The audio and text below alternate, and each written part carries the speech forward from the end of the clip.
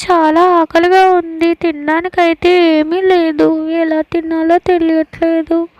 ఇన్ని రోజులు నేను తెలుసుకున్నా బాగున్ను వంట విలువ ఏంటన్నది. కానీ ఇప్పుడు నాకు తినడానికైతే ఏమీ లేదు.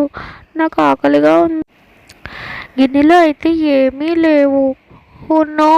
ఇప్పుడు నేనేం చేయాలి? నాకు చాలా ఆకలిగా అయితే ఉంది.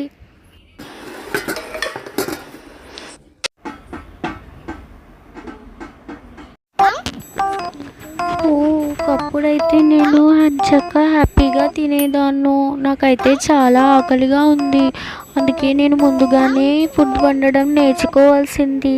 అనవసరంగా నేను లేట్ అమ్మ నీకు ఇప్పుడు ఆకలేస్తుంది కదా, అందుకే నేను వంట చేసినప్పుడు ఏ పనైనా చేసినప్పుడు ఒకసారి అయితే నన్ను హెల్ప్ చేసుంటే నీకు ఏ పని ఎలా చేయాలన్నది అర్థమయ్యేది.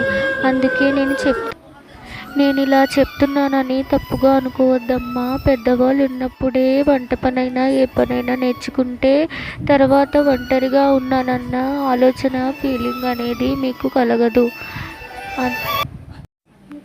అయ్యో, నేను పెద్దవాళ్ళు చెప్పినప్పుడే వంట అనేది ఏ పనైనా నేర్చుకోవాల్సింది.